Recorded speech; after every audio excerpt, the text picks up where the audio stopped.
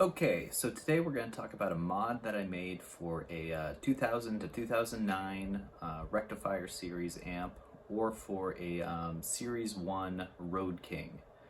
What the mod does is it adds MIDI to your channel switching, gets rid of any popping that might happen when you switch channels, and at least in the case of the triple rectifier, it converts the effects loop from parallel to series, which is very important for those types of amps. So we're going to start off with some sound examples.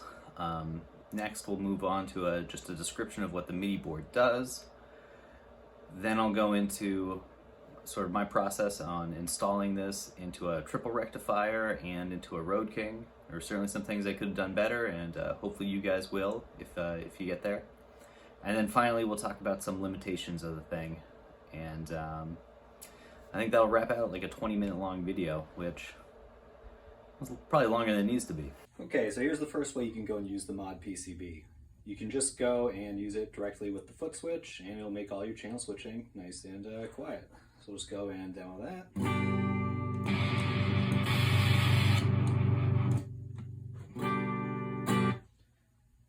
No pops, no nothing. And all the features still work, so solo features still there. Only thing that doesn't do anything anymore is the FX button.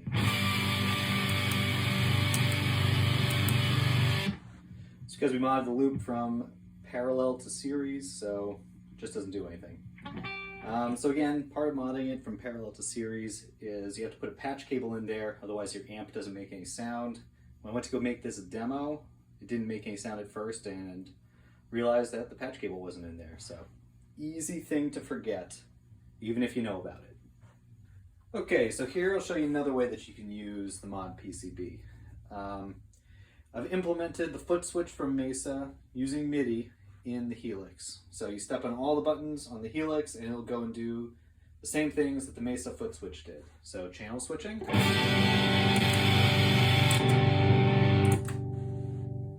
Still silent, which is nice to hear. And also the solo feature.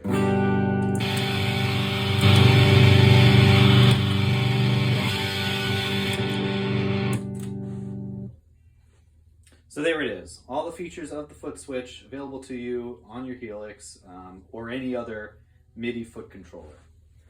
I don't recommend using it this way.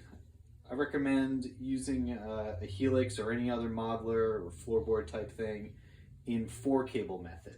And we'll show you that one next. Okay, so here's how I really think this thing should be used. I got the Helix arranged 4-cable method here, which is to say I'm using the preamp and power amp from the Mesa, and then effects all driven by the Helix, and channel switching driven by the Helix using MIDI. So I've got some effects in front of the preamp, things like a boost pedal, a wah pedal, pitch shifter, if that's what you're into, and then some effects after the preamp, like a reverb, a chorus, flanger, delay, that type of stuff. And you can use the Helix where in one button press it'll go change the channel over MIDI and then turn on the appropriate effects. So if I'm going to the clean channel, I can switch to the clean channel and then also get reverb at the same time.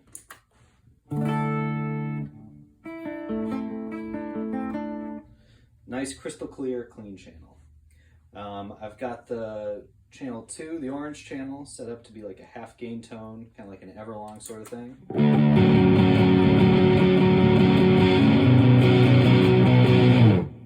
Again, with a little bit of reverb. Channel 3, I got this one set up to be the metal tone, so a noise gate, an overdrive pedal.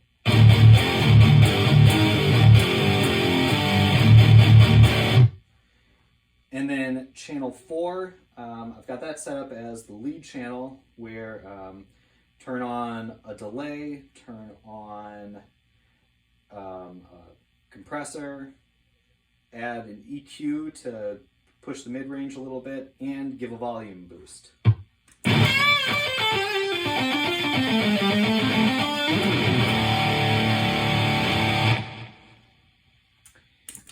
And there it is. that's, I think, everything you'd want to do with a guitar rig. And then you can see we've done the same game with the Road King, only now it's got 4 channels going. I'm just going to show the 4 cable method because, again, that's the one I think is most useful, but we got the clean channel. We got the channel 2.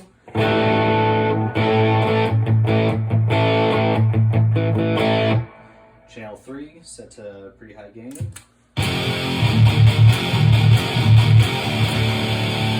And then channel 4 set to like a lead tone.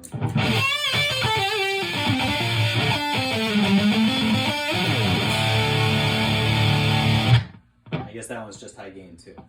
Okay, so here's the mod PCB. I'll talk you through what it does real quick. Over here you have the red and black wires. Those are your power inputs. Runs anywhere from 3 volts to 30 volts. Up next you have the mute switch A and B. Connect those to 2 of the wires coming out of the output transformer.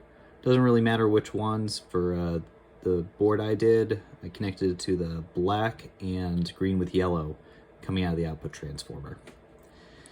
Inputs 1, 2, and 3, those are your channel switching inputs. And these sort of have double duty. If you're using the foot switch, the Mesa supplied foot switch, they work as inputs and will trigger the mute switch whenever it sees that these change. If you're using it with MIDI, they also work as an output to select either channel 1, 2, or 3. So only one of these can be active at a time when you're using MIDI. Up next, the MIDI inputs. And then finally, 4 switch inputs. And these let you toggle features like the solo on the triple rectifier, or in Road King, it'll let you toggle the reverb solo and the 2 effects loops. And these are latching, which is to say,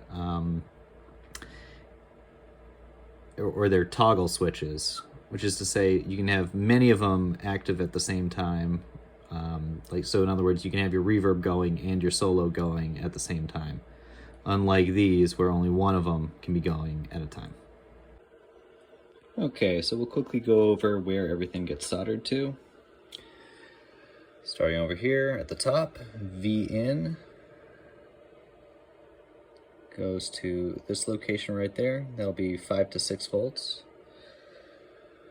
Ground can be soldered right there, or if that cap is populated on the board that you have, it can be soldered right there, right there, bottom of that orange cap. You can see the trace that connects them. Next up is, this will be a white wire on the one that you get. This is switch A. It gets soldered to the BK lead on the output transformer. Next up is SWB, soldered to green, or I guess that's blue. Well, whichever one it is.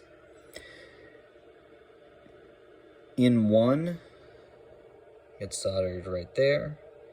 In 2 gets soldered to the last pin of this IC over here. And in 3 it goes right there. Next in line is the MIDI. For mine, I've gone and put the MIDI cable under the back panel over there. You'll probably want to do something different. After MIDI is SW1, which is used to control the solo feature, and that gets soldered all the way across the board over there. So here it is. This is what it looks like after you've finished drilling it out and installing the MIDI connector. You can see that it goes right here where the FX mix knob used to be, but we aren't using the FX loop as parallel anymore. We're using it as serial, so it sort of makes sense. I suppose I could have got it on there a little more straight up and down, but hey, what are you gonna do? So it was kind of a pain to get that in there. I ended up not really having the right drill bit. I ended up just using this thing, which is a 1/2 inch drill bit, and it needs to be about 0.7 inches. and just sort of like rattled it around until it eventually expanded the hole close enough. And then I just went at it with a file, filed it down the rest of the way. Whole thing took a couple hours to do, and yeah, really don't recommend that. I'm sure there's got to be a better way to do it. So drilling out the Road King went a lot better for me than drilling out the triple rectifier, because I went and bought one of these guys, which is a multi-level drill bit thing here. I don't know exactly what it's called, but yeah, 5 seconds worth of Google search revealed that this is the thing you're supposed to use if you want to make those types of cuts, which really wish I had done that beforehand. So there you have it. Also worth noting that I went and taped up pretty much every spot around the hole that I was going to drill before I went and did it, just to make sure that none of the metal shavings went flying anywhere. So I had removed all the power tubes, all the rectifier tubes, and then put painter's tape across all of those sockets. And then on the inside of the amp, I had again used painter's tape to make like a little tent that that'll catch all the metal shavings that come flying off as you go and do the drilling. As you can imagine, getting metal inside your high voltage electronic piece of equipment is not a good thing. Okay, so here it is. I'm going to show you where everything's installed on a Series 1 Road King, just so you get a feel for all that. Series 2 will be different, but here's Series 1. So first we'll go for the power connections. That's this red and black wire here. VN plus, VN minus. Comes all the way across the board. And under this ribbon cable. So that'll be the +3 and -3 connect voltages in this amp. So next is the mute switch, switch A and switch B. That comes all the way across here. And just tack that onto 2 wires of the output transformer. So I got the black and the green wire from the output transformer. So the white wire onto the black, green with yellow onto green. Okay, so now next are the 4 solid green wires. Those are for channel 1, channel 2, channel 3, and channel 4. And at least on Series 1, they come right under here, where it's channel 1, 2, 3, and then 4 on the opposite end.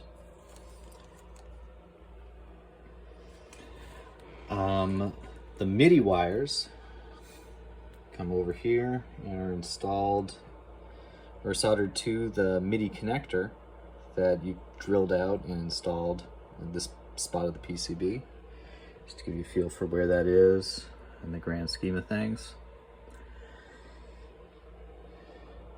Note that white is MIDI plus, and that's going to be on the left side. Black is MIDI data, which is on the right side, and the notch is at the top as we're looking at it here. So then finally, all the blue wires that run all the latching features like the solo, loop 1, loop 2, and reverb are shown here. So you can see it's on the middle pin of this IC for loop 2, same middle pin for loop 1, and then also again the middle pin for the reverb. The solo you hook up again to the middle pin of this IC right there. And there you have it. Okay, so I do want to talk about a few limitations of using the mod this way. First and foremost, the effects button just doesn't do anything right now. So, and that's an artifact of modifying the effects loop from parallel to serial. So if you end up finding you use the effects loop a lot this way with the foot controller, that's that might not be for you.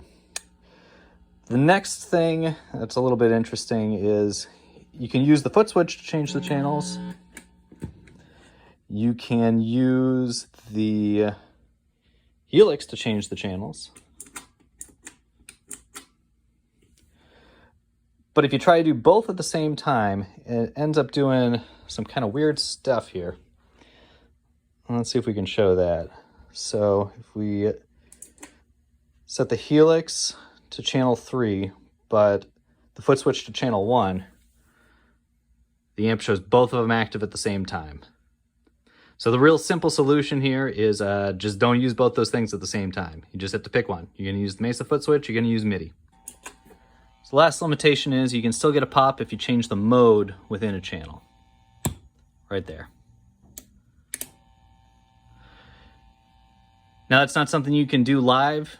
Like you have to set the channel up to whatever mode you want to use it in anyway, so I don't see that as too big a problem. Another limitation to mention is about the MIDI itself.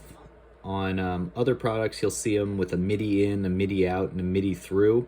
This only has MIDI in, and the MIDI addresses are hard-coded to this device. So it starts at 64, 65, 66, 67, unused, 68, 69, 70, and 71.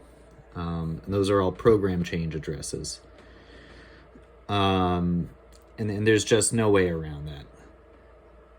So if you're using this in a pretty extensive MIDI rig, you'll have to go and reconfigure it so that way those addresses change your triple rectifier or Road King or what have you. Also worth mentioning, I've only tested it with receiving program change commands. So if you go and send a whole bunch of garbage MIDI data over to this thing, it might go and confuse it and get it stuck in a state where it's just not going to respond to anything. So if possible, go and arrange it so that way the only MIDI commands you're sending to it are program change commands, and that they're only the program change commands that I mentioned earlier. I mean, it'd probably recover if you sent it other MIDI stuff, but only probably. So do yourself a favor and only send it those MIDI commands.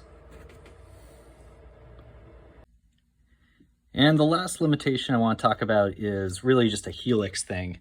Just to say, to get this solo button to work properly,